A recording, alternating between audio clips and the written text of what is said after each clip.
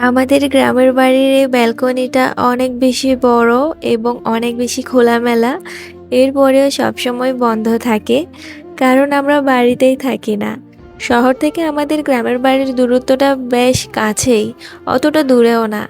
এরপরেও ব্যস্ততার কারণে আমরা গ্রামের বাড়িতে আসতেই পারি না। আর আমার দাদুকে সবসময় বলি আমাদের সাথে থাকার জন্য, কিন্তু ওনার গ্রামেই ভালো লাগে, তার জন্য তিনি শহরে তেমন একটা যানই না।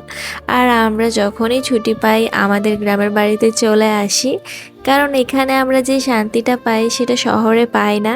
আর দেখতে পাচ্ছ এখানে আসলে আম্মু সব কাপড় চোপড় ধুয়ে একদম রোদে শুকাতে দেয়।